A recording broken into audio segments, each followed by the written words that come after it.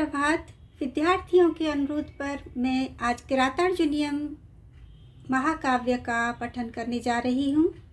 किसी भी काव्य को, उपन्यास, नाटक या साहित्य को पढ़ने के लिए, अच्छी तरह से जानने के लिए उसका जो सोर्स है, जो स्रोत है, वो कहाँ से है और किस तरह से उसके बारे में कुछ पूर्व जानकारियाँ होती हैं, जिनको यदि हम जान लेते हैं तो वो जो काव्य है वो हमारे लिए बहुत ही सरल हो जाता है। तो किसी भी पुस्तक को जब आप पढ़ रहे हो तो उससे पहले उसका पूर्व ज्ञान होना आवश्यक है। जैसा कि आप सभी जानते हैं कि संस्कृत भाषा आदि भाषा है और देव भाषा के नाम से ये विभूषित है। ये केवल भारतीय भाषाओं की ही नहीं बल्कि विदेशी भाषाओं की भी जन्मदात्री है। ग्रीक, जर्मन, लैटिन अनेक भाषाओं की उत्पत्ति संस्कृत भाषा से ही हुई है और संस्कृत का जो साहित्य है वो भारत की संस्कृति का परिचायक है। किसी भी देश की संस्कृति को जानना है, सभ्यता को जानना है तो वहाँ का साहित्य पढ़ लीजिए। और संस्कृत साहित्य में तो हमारा जो लौकिक और वैदिक साहित्य है उसमें हमारी लौकिक एवं वैदिक दोनों ही संस्कृतियों के दर्शन हो जाते हैं, दोनों का ही परिचय हमें मिल जाता है। संस्कृत साहित्य के दो भेद हैं मुख्य रूप से, जिनको मैं यहीं पर आपको संक्षेप में परिचय दे रही हूँ। महाकाव्य का यानी किरातार्जुनीयम महाकाव्य और संस्कृत साहित्य इत्यादि का। संस्कृत साहित्य के काव्य के दो भेद होते हैं, तो संस्कृत साहित्य में भी काव्य के दो भेद हैं, श्रव्य काव्य और दृश्य काव्य। दृश्य काव्य के अंतर्गत नाटक, रूपक इत्यादि आ जाते हैं जिनका रसास्वादन हम देख कर लेते हैं। श्रव्य काव्य के अंतर्गत आ जाते हैं गद्य, पद्य, चंपू, तीनों ही प्रकार के काव्य आ जाते हैं, जिनमें महाकाव्य, खंड काव्य, गीत काव्य इत्यादि भी हैं। किरातार्जुनीयम एक महाकाव्य है। इसको हम कैसे सिद्ध करेंगे? इसको हम महाकाव्य के जो लक्षण होते हैं उनके आधार पर ही सिद्ध करेंगे। महाकाव्य के क्या क्या लक्षण होते हैं, जो भी महाकाव्य के लक्षण हैं, तो महाकाव्य की कसौटी पर किरातार्जुनीयम पूरी तरह से खरा है, इसलिए इसे महाकाव्य की उपाधि दी गई है। और जो मुख्य प्रसिद्ध महाकाव्य हुए हैं जो कि उच्च कोटि के हैं वो हैं कुर किशिनई। इनको हम इस तरह से याद रख सकते हैं। कुर किशिनई, कु कुमार संभवम, र रघुवंशम, कि किरातार्जुनीयम, शि शिशुपाल वध, नई नैषधीय चरितम। तो ये 5 महाकाव्य हैं जो कि उच्च कोटि के संस्कृत महाकाव्य के शिखर पर विराजमान हैं। किरातार्जुनीयम का नामकरण, किरातार्जुनीयम ही इसका नाम क्यों रखा इस महाकाव्य का, तो इसको हम ऐसे समझ सकते हैं, किरातश्च अर्जुनश्च किरातार्जुनौ। इसमें किरात वेशधारी शिव और अर्जुन का वर्णन है। किरात वेशधारी शिव के साथ जो अर्जुन का संग्राम हुआ, जो युद्ध हुआ, उसका पूरी तरह से वर्णन है। इसका परिचय इस तरह से दे सकते हैं कि इसको यहाँ पर पहले ले आइए, किरातार्जुनीयम की कथा वस्तु में ही इसका परिचय मिल जाएगा, जिससे पता लगेगा कि इसका नाम किरातार्जुनीयम क्यों है। तो किरातार्जुनीयम कथा वस्तु जो है, किरातार्जुनीयम महाकाव्य का जो सोर्स है, जो स्रोत है, वो महाभारत है। अर्जुन शब्द से ही आप समझ जाओगे, अर्जुन नाम से ही, क्योंकि महाभारत में है, तो महाभारत ही इसका स्रोत है, इसकी कथा वस्तु का।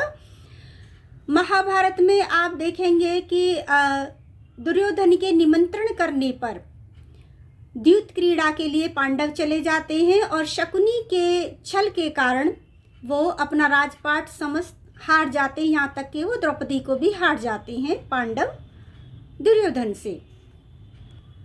तब शर्त के अनुसार उनको 12 वर्ष का वनवास और 1 वर्ष का अज्ञातवास करना होता है। अज्ञातवास के दौरान ही कौरवों पर, उनको हम कौरव कह रहे हैं और अधिकतर कौरव कहा जाता है, कि जबकि कौरव तो केवल दुर्योधन आदि नहीं थे बल्कि कौरव तो पांडव भी थे। वो धृतराष्ट्र थे, यानी कि धृतराष्ट्र के पुत्र थे, ये पांडु के पुत्र थे, इसलिए ये पांडव थे और ये सारे ही कौरव थे। इनको यदि पिता के नाम से जानेंगे तो धृतराष्ट्र और पांडव कहेंगे, अन्यथा ये एक ही वंश के हैं, कुरुवंशी थे दोनों, तो सारे ही कौरव थे। तथापि इनको अलग से पांडव कह दिया गया, अर्जुन, भीम, युधिष्ठिर इत्यादि को, और दुर्योधन को कौरव कह दिया गया। तब अज्ञातवास के दौरान ही शिव से पाशुपति अस्त्र की कामना से अर्जुन हिमालय पर तपस्या करने जाते हैं, और अर्जुन की परीक्षा लेने के लिए भगवान शिव किरात का वेश धारण करके उनके समीप आते हैं, और दोनों में घोर संग्राम होता है। अंत में वो अर्जुन को दर्शन देते हैं और पाशुपति अस्त्र भी प्रदान करते हैं। शिव जो हैं वो अर्जुन से प्रसन्न हो जाते हैं। तो ये उसकी कथा वस्तु है, यहीं से उसका आरंभ होता है। यानी कि हम वन पर्व को, इसमें किरातार्जुनीयम की जो कथा वस्तु है वो महाभारत के वन पर्व से ली गई है, जब समस्त पांडव वन में निवास कर रहे होते हैं और जिस समय की अर्जुन तपस्या कर रहा होता है पाशुपति अस्त्र के लिए। इसके अतिरिक्त आपको महाकाव्य भारवी का जीवन परिचय, स्थिति इत्यादि भी, स्थिति काल जो है वो भी आना चाहिए। और भारवी अर्थ गौरवम उक्ति इनके लिए प्रसिद्ध है, इसको सिद्ध करना है। इसके अतिरिक्त इस महाकाव्य में अनेक उक्ति आएंगी जो कि विचारणीय और प्रेरणास्पद होंगी, जिनको कि हम नीति कह सकते हैं, जिनको हम सूक्ति भी कह सकते हैं, जैसे सुविचार इत्यादि होते हैं। समस्त किरातार्जुनीयम 18 सर्गों में विभक्त है। और प्रथम सर्ग में वनेचर द्वारा दुर्योधन की राजनीति का वर्णन किया जाता है, अर्थात जब एक वनेचर यानी गुप्तचर को पहले जानने के लिए भेज दिया करते थे, तो इसी तरह से एक गुप्तचर को, वनवासी को गुप्तचर बनाकर कुरुक्षेत्र भेजा जाता है, हस्तिनापुर भेजा जाता है, दुर्योधन की नीतियों को जानने के लिए। वहाँ पर इस समय क्या चल रहा है, क्या प्रतिक्रियाएं हो रही हैं, जिससे कि वो आगे की अपनी योजना बना सकें। तब जब वनेचर आकर दुर्योधन की प्रशंसा करता है और उसके वैभव के विषय में बताता है, उसे सुनकर जो द्रौपदी है वो रुष्ट होती है, क्रुद्ध होती है युधिष्ठिर के ऊपर, और अनेक नीतिपूर्ण बातें कहती है। यही प्रथम सर्ग में है। इसी तरह से क्रमशः द्वितीय सर्ग, तृतीय सर्ग और 18 सर्गों तक वृत्तांत आते हैं, जो कि इस तरह से श्लोकों में आएंगे, जिनकी हम व्याख्या करते जाएंगे। क्योंकि किरातार्जुनीयम का जो विषय है, जो स्रोत है, वो महाभारत है, और महाभारत में अनेकों शंकाएं, असमंजस रहते हैं। एक तो इसी बात पर होता है कि जो वंशी थे, कुरुवंशी जो थे, वो तो दुर्योधन इत्यादि थे, पांडव तो थे ही नहीं, क्योंकि वो तो पांडु के पुत्र नहीं थे, वो तो जो इंद्र के इत्यादि देवताओं से मिले हुए पुत्र थे, जो कि कुंती को उनके वरदान के कारण मिले थे, तो वो उस वंश के थे ही नहीं। इस तरह से देखा जाए तो वंश में तो बहुत सारी शंकाएं आती हैं, जिनका कि निराकरण होना आवश्यक है। जब हम समस्त संदेह को किसी काव्य से, किसी साहित्य से पूरी तरह से हटा लेते हैं, दूर कर लेते हैं, तब हमें कोई भी बात बहुत ही आसानी से समझ में आ जाती है। तो सर्वप्रथम तो हमें कुरुवंश को समझना होगा कि स्थापना होते हुए किस तरह से ये समस्त कुरुवंशी होते हैं। तो सबसे पहले देखा जाए तो हम विश्वामित्र से ही आरंभ कर लेते हैं। जो ऋषि विश्वामित्र थे, आपको पता होगा कि उनकी तपस्या को भंग करने के लिए देवताओं ने अप्सरा मेनका को भेजा था, जो कि विश्वामित्र पर मोहित हुई और उन दोनों से एक पुत्री उत्पन्न हुई, जिसका नाम था शकुंतला। शकुंतला पर मोहित हुए थे राजा दुष्यंत, जो कि हस्तिनापुर के राजा कह सकते हैं। हस्तिनापुर हालांकि बाद में बसाया गया था, जो कि चक्रवर्ती सम्राट थे और हस्तिनापुर के राजा थे, जिनका कि विवाह, गांधर्व विवाह हुआ था शकुंतला से, और जिनसे एक पुत्र की उत्पत्ति हुई थी, जिसका नाम था सर्वदमन। सर्वदमन का नाम ही भरत था, क्योंकि आकाशवाणी हुई थी। आकाशवाणी से भरण पोषण का आदेश मिला था, और जिसके कारण उनका नाम भरत रख दिया था। सर्वदमन से बाद में भरत जिनका नाम रख दिया गया था, और भरत के नाम पर ही हमारे देश का नाम भारत पड़ा हुआ है। अब हुआ ये कि देखिए, हस्तिनापुर के राजा दुष्यंत थे, उनका पुत्र भरत हुआ, और भरत की 3 पत्नियां थीं। 3 पत्नियों से उनको 9 पुत्र उत्पन्न हुए। 9 पुत्र जो थे वो 9 के 9 अयोग्य थे।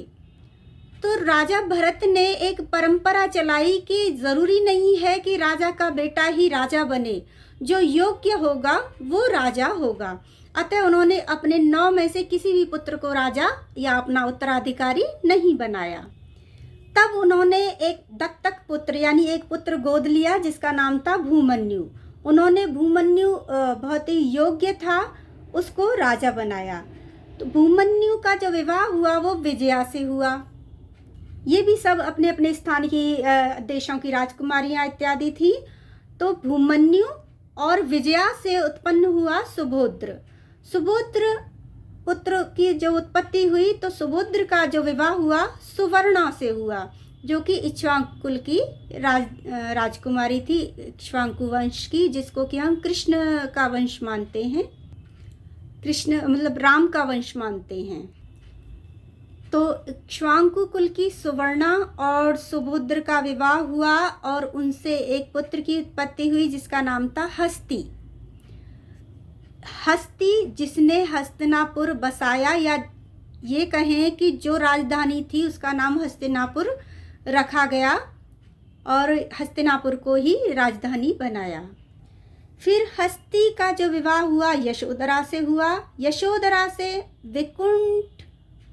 विकुंठन की उत्पत्ति हुई। विकुंठन जो हुआ उस प्लस सुदेवा, तो विकुंठन और सुदेवा दोनों का विवाह हुआ।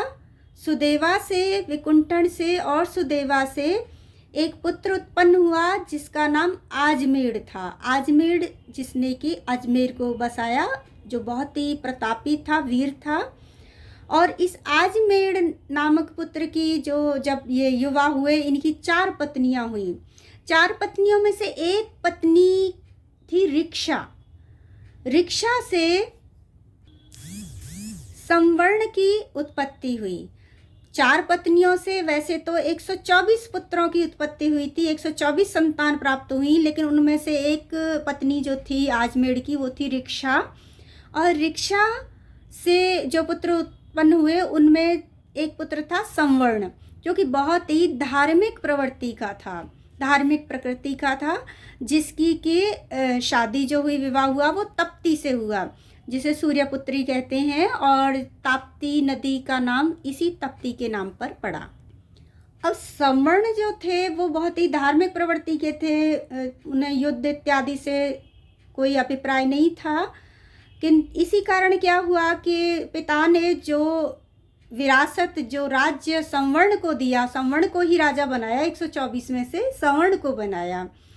तो बाकी जो उनके सौतेले भाई थे, सगे संबंधी थे, कजन थे, चचेरे ताऊ, चाचा के, ताऊ के, इस तरह से जो भी जितने भी संबंधी थे, उन सब ने उसकी धार्मिक प्रवृत्ति का लाभ उठाते हुए राज्य को अनेक राज्यों में विभक्त कर लिया और एक तरह से हड़पने वाली नीति पर वो आ गए।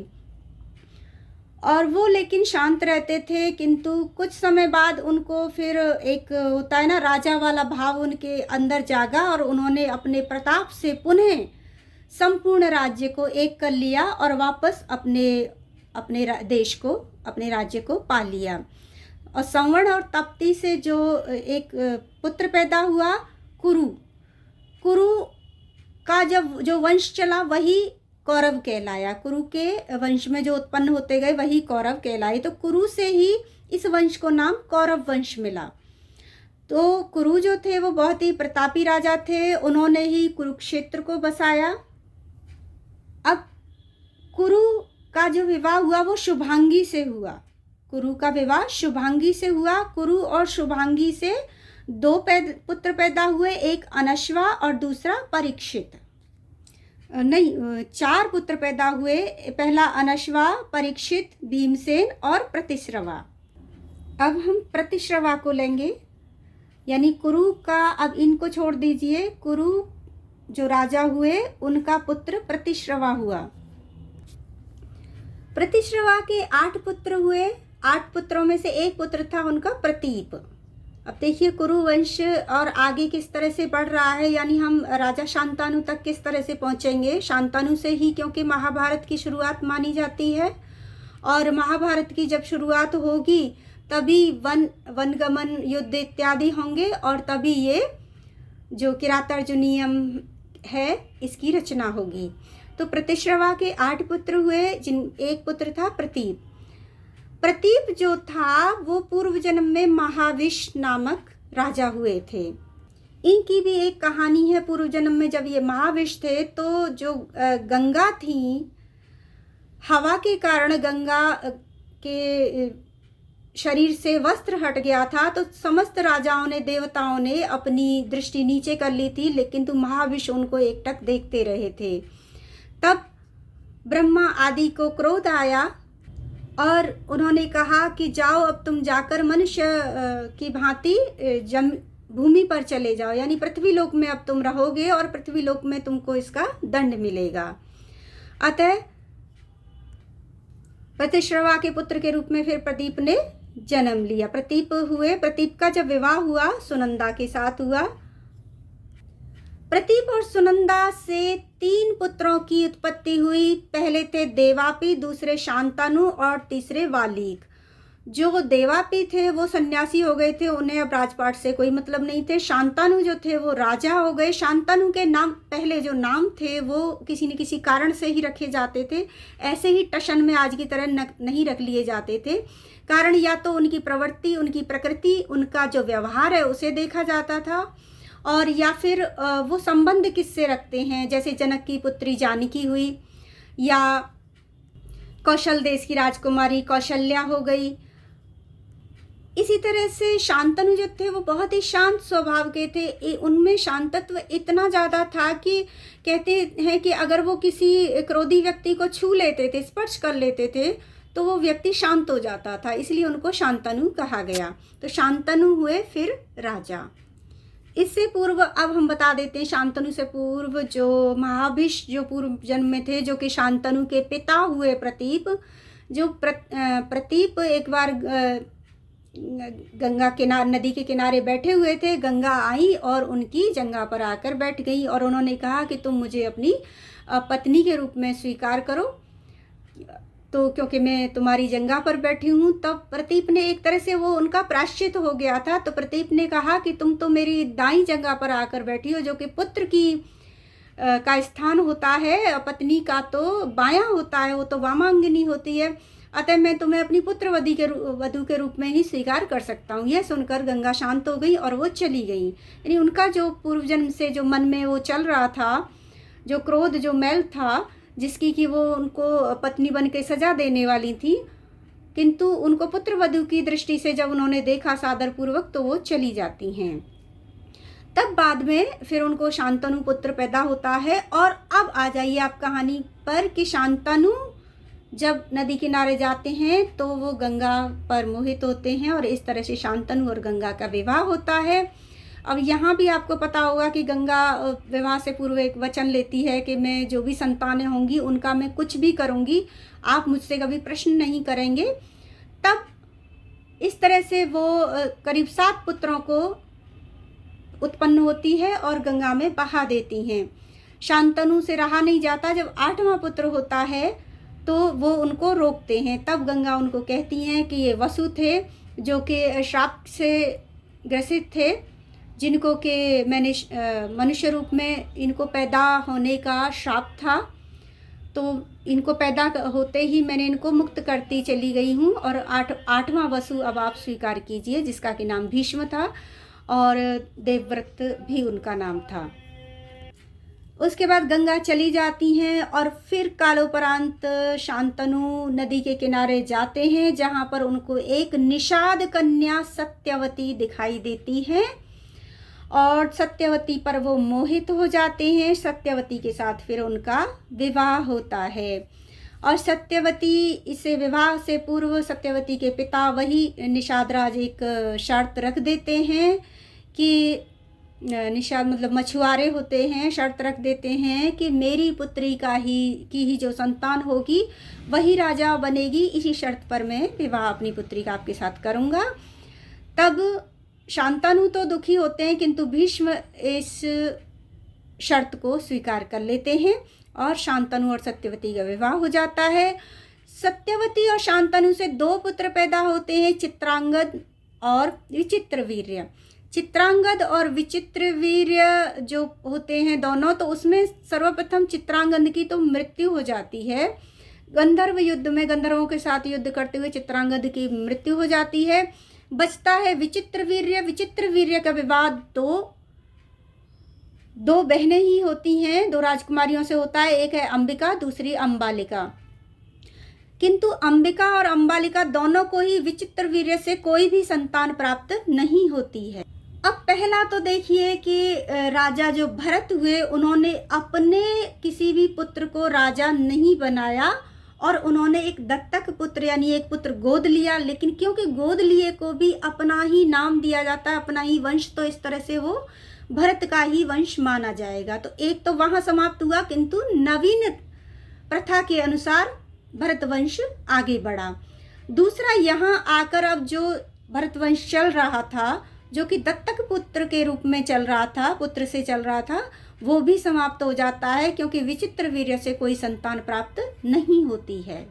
उसके बाद क्या होता है कि अब सत्यवती की कथा आती है कि सत्यवती की शांतनु से विवाह होने से पहले सत्यवती जो है वो नाव चला रही होती है और उनके पास, उनके ऊपर एक ऋषि पाराशर उनकी जब नाव में बैठे होते हैं तो वो उन पर मोहित हो जाते हैं और उनसे प्रेम करना चाहते हैं। तब सत्यवती कहती है कि मेरी 2 शर्तें हैं कि मैं इस तरह से मेरी लोक निंदा होगी, मेरा कौमार्य भंग होगा। तो ऋषि पाराशर उनको एक वरदान देते हैं कि तुम संतान उत्पन्न होने के बाद भी तुम्हारा कौमार्य यथावत ही रहेगा, तुम्हारा कौमार्य पहले जैसा ही हो जाएगा। दूसरी, सत्यवती कहती है कि मुझसे कभी ये मछली की जो दुर्गंध आती रहती है वो नहीं आनी चाहिए। तो ऋषि पाराशर उसको एक अद्भुत सुगंध युक्त कर देते हैं। उसी सुगंध से आकर्षित होकर राजा शांतनु सत्यवती की ओर आकर्षित होते हैं। तो उन दोनों शर्तों को मान लेने के बाद सत्यवती और पाराशर में जो प्रेमालाप होता है, उससे एक पुत्र की प्राप्ति होती है जिसका नाम है वेदव्यास। अब जब विचित्रवीर्य से अंबिका और अंबालिका को कोई संतान पैदा नहीं हुई, तो क्योंकि राज्य संचालन करना है, राज चलाना है, अन्यथा शत्रु सिंहासन को खाली देखकर उस पे अधिकार कर लेंगे और अब वंश को भी चलाना है, वंश को बनाए रखना है। तो ये एक गुप्त प्रक्रिया होती है जिससे कि सत्यवती को याद आता है कि मेरी ही संतान है वो भी। तो जो मेरी संतान है, क्योंकि सत्यवती शांतनु की पत्नी है और पत्नी से जो संतान होती है जिसको समाज के सामने लाया जाता है, वो पति की ही मानी जाती है। अब कहने को तो ये सत्यवती की जो पति से उत्पन्न जायज संतान नहीं थी वेदव्यास, उनके प्रेमी से उत्पन्न संतान थी वेदव्यास, जो कि पाराशर से उत्पन्न हुई थी। तो सत्यवती को वेदव्यास याद आते हैं, ऋषि जो महान ऋषि हुए थे वेदव्यास, जिन्होंने कि स्वयं ही महाभारत की रचना भी की है। वेदव्यास से फिर अंबिका और अंबालिका को दोनों को एक एक पुत्र की प्राप्ति होती है। अंबिका से पांडु और अंबालिका से धृतराष्ट्र उत्पन्न होते हैं। और उसके बाद आप जानते ही हो कि धृतराष्ट्र से दुर्योधन, दुशासन इत्यादि 100 पुत्र हैं उनके। और अंबिका से जो पांडु उत्पन्न हुए, पांडु से दुर्योधन। अब यहाँ भी एक तरह से इनका तो समाप्त हो जाता है, पांडु की तो मृत्यु हो चुकी थी, किंतु क्योंकि उनकी वही परंपरा चल रही है कि कुंती और माधवी जो थी वो पांडु की पत्नी थी और पत्नियों से जो संतान उत्पन्न होती है वो पति के ही नाम से जानी जाती है। इसीलिए वेदव्यास से जो संतानें उत्पन्न हुई वो विचित्रवीर्य की यानी कुरुवंश की ही मानी गई। तो इस तरह से देवों के से प्राप्त होने के कारण भी जो पांडव थे जो पांडुपुत्र कहे गए, जो कुंती को मिले थे, वो पांडु ही कहलाए, यानी वो पांडुपुत्र कहलाए। और पांडु क्योंकि कुरुवंश के थे, अतः वो कौरव कहलाए। अब हम आरंभ करते हैं किरातार्जुनीयम का प्रथम श्लोक, जिसकी कि हमें सप्रसंग व्याख्या करनी होगी। श्लोक इस प्रकार है। श्रिय कुरूणामादिपस्य पालिनीं प्रजासु वृत्तिं यमयुक्तं वेदितुं सवर्णलिंगी विदितः समाययौ युधिष्ठिरं द्वैतवने वनेचरः। प्रस्तुत श्लोक महाकवि भारवी द्वारा रचित किरातार्जुनीयम महाकाव्य के प्रथम सर्ग से लिया गया है। तो ये क्या हो गया? ये है संदर्भ, अवतरित है, उद्गृत है, इस तरह से भी लिख सकते हैं। संदर्भ के अंतर्गत वो उसका जो संबंध है वो कहाँ कहाँ है, किस किस से, किस रचनाकार से है, किस पुस्तक से है, इत्यादि का वर्णन उसमें किया जाता है। अब करेंगे हम प्रसंग। प्रसंग के अंतर्गत बताया जाता है कि ये जो श्लोक चल रहा है, तो ये क्या प्रसंग चल रहा है, ये क्यों आया हुआ है। तो इस प्रसंग के अंतर्गत हम कहेंगे, छल से द्यूत क्रीड़ा में हार जाने के बाद शर्त के मुताबिक वन को निवास करने वाले पांडवों ने युधिष्ठिर की राजनीति इत्यादि की जानकारी के लिए एक वनेचर को ब्राह्मण का वेश धारण करके गुप्तचर के रूप में नियुक्त किया गया है, जो कि दुर्योधन या हस्तिनापुर का समस्त समाचार लेकर के राजा युधिष्ठिर के पास लौट आया है। अब आपको ये श्लोक का अर्थ करना है। श्रिय कुरूणामादिपस्य पालिनीम। अब इसका अर्थ करने के लिए आपको क्या करना होगा कि इन शब्दों को अन्वय करना होगा, यानी कि उस क्रम में लगाना होगा जिस क्रम में आप इसका अर्थ कर रहे हैं। जैसे कि यहाँ समझिए, कुरूणामधिपस्य श्रियः, कौरवों की अधिपस्य अधिकार में आई हुई श्रेय लक्ष्मी, या कहें कि कौरवों की राजलक्ष्मी, यानी कि उनका राजपाट कैसा चल रहा है, उनकी धन संपदा कैसी बढ़ रही है इत्यादि को। तो कौरवों की राजलक्ष्मी को तथा पालनीम, और उनके पालन को, किस तरह से वो अपनी राजनीति का, राज्य का पालन कर रहे हैं।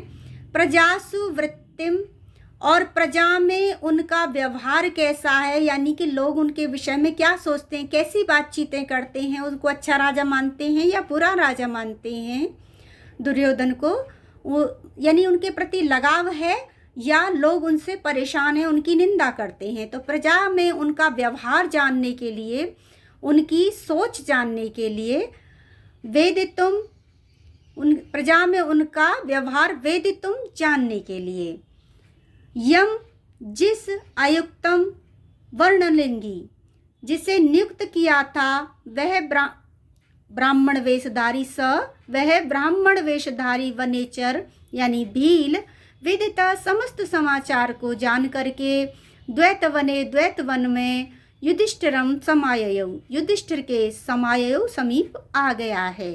तो ये पहला ही श्लोक है, इसे समझिए कि श्रिय कुरूणाम अधिपस्य पालिनीम, कौरवों की, कुरूणाम कौरवों की। अब यहाँ पर देखिए, सर्वप्रथम तो एक बात ये आ जाती है कि युधिष्ठिर ने, या कहें कि भारवी ने स्वयं जो दुर्योधन इत्यादि हैं उनको कौरव कह दिया, जबकि कुरूणाम कहेंगे, कौरव कहेंगे, तो कौरव तो पांडव भी हैं, वो भी तो कुरुवंशी ही हैं, किंतु तथापि उनको इस तरह से पृथक कर दिया गया कि केवल कौरवों के नाम पर केवल दुर्योधन इत्यादि को ही माना जाने लगा। तो अगर उनको कौरव माना जाने लगा जाता है, तो क्यों, अगर वंशानुगत रूप में देखें तो कौरवों का ही अधिकार होगा, पांडवों का क्यों होगा। तथापि पांडव भी कौरव ही थे, ये बात माननी होगी। तो कौरवों की, किंतु यहाँ इसका भाव ये भी आ सकता है कि जो यथास्थिति है उसमें दुर्योधन इत्यादि का ही कुरुदेश पर, हस्तिनापुर पर, कुरुदेश पर जो राज्य है वो दुर्योधन इत्यादि का ही है। तो जिनका राज्य है उनको ही फिलहाल कौरव कहा जा रहा है। तो कौरवों की आधिपत्य श्रेय अर्थात कौरवों के अधीन आई हुई श्रेय राजलक्ष्मी तथा पालनीम राज्य लक्ष्मी के प्रति जो पालन है, प्रजा के प्रति जो पालन है, या कहें कि राजनीतिक प्रक्रिया कैसी चल रही है। राजलक्ष्मी जिसमें हम कहते हैं कि जो राज्य की जो आय इत्यादि है, और पालनीम और राज्य का संचालन, कौरवों के अधिकार में आई हुई राज्य लक्ष्मी, जिसे हम क्या कहते हैं, कोष, राजकोष कहते हैं जिसको, कि राजकोष में कितनी धन संपदा आ रही है। तो कौरवों के अधिकार में आई हुई या कौरवों के द्वारा जिस पर राज किया जा रहा है, उस राज्य लक्ष्मी को तथा राज्य के प्रति कौरवों के पालन को, जिस तरह की उनकी राजनीतिक प्रक्रियाएं चल रही हैं उसको, प्रजासु वृत्तिम, और प्रजा में कौरवों के यानी कि दुर्योधन इत्यादि के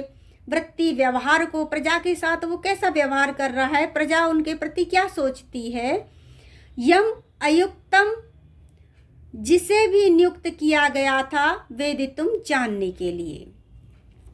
अब इसे ऐसे कर सकते हैं, कौरवों की राजलक्ष्मी को जानने के लिए और प्रजा के प्रति उनके पालन को या उनके राज्य काज को जानने के लिए, प्रजा के प्रति उनके व्यवहार को और प्रजा में उनकी सोच को जानने के लिए, वेदितुम मैं बार बार जानने के लिए हर जगह लगा रही हूँ, जानने के लिए यम अयुक्तम, जिसे नियुक्त किया गया था, सवर्ण लिंगी, वह लिंगी यानी लक्षण वाला, ब्राह्मण लक्षण वाला, ब्राह्मण वेश वाला, वह ब्राह्मण वेश वाला वनेचर भील या जो वनवासी है, वनवासी, विदिता, समस्त समाचार को जानकर, विदिता समस्त समाचार को जानकर, युधिष्ठिर के पास द्वैतवने समाययो, द्वैतवन में आ गया है। जैसे आपने अर्थ किया है उसी क्रम में आप शब्दों को रखेंगे, वो अन्वय होगा। आवश्यक नहीं है कि इसी तरह से अन्वय किया जाए। तो कौरवों की राज्य लक्ष्मी और प्रजा के प्रति उनके पालन को जानने के लिए, प्रजा में उनके प्रति भावनाओं को जानने के लिए, यम अयुक्तम वेदितुम का अर्थ में बार बार लगा रही हूँ, यम, जिसे भी नियुक्त किया गया, वह ब्राह्मण लिंगी, ब्राह्मण वेशधारी, विदित, समस्त समाचार को जान करके, वह ब्राह्मण वेशधारी वनेचर, वह ब्राह्मण वेशधारी वनेचर या भील या वनवासी, विदित, संपूर्ण समाचार को विदित जान करके, युधिष्ठिरम द्वैतवने समाययु, युधिष्ठिर के समीप द्वैतवन में आ गया है। तो ये इसका अर्थ होता है और इसकी व्याख्या इसी तरह से होगी। फिर संपूर्ण व्याख्या जब हम करेंगे तो अर्थ को बताएंगे तो इस तरह से बताएंगे कि उसका संपूर्ण कथानक समझ में आ जाएगा। वो इस तरह से होगा जो कि हमने प्रसंग में लिखा। तो प्रसंग को ही एक प्रकार से संयुक्त कर देंगे कि महाभारत के वन पर्व से लिया गया है। ये चीज़ तो हमने प्रसंग के अंतर्गत लिखी। फिर हम लिखेंगे कि द्यूत क्रीड़ा में छल से हरा दिए जाने पर जब वन में निवास कर रहे होते हैं पांडव, तब 1 वर्ष का अज्ञातवास होने वाला है और उसी समय दुर्योधन की राजनीति को जानने के लिए और प्रजा में उसके प्रति क्या विचारधारा है, क्या सोच है, प्रजा उनको चाहती है या नहीं चाहती है, संतुष्ट है या नहीं, ये सब जानने के लिए गुप्तचर के रूप में एक वनवासी को युधिष्ठिर ने नियुक्त किया हुआ है, जो कि हस्तिनापुर गया है और समस्त हालचाल को, दुर्योधन के समस्त वृत्तांत को जानकर, प्रजा के सभी मनोभावों को जानकर वह संपूर्ण सूचना देने के लिए युधिष्ठिर के पास द्वैतवन में आ गया है। तो क्योंकि आज परिचय भी दिया है तो पूर्ण वृत्तांत बताया गया है, इसलिए आज समय कम दिया गया है। अब हम क्रमशः अपने श्लोकों को पढ़ेंगे, उनका अनुवाद करेंगे। आप किरातार्जुनीयम पढ़ना चाहते हैं वो इस चैनल से जुड़े रहें और चैनल को सब्सक्राइब अवश्य कर लें, जिससे कि क्रमशः आपको ये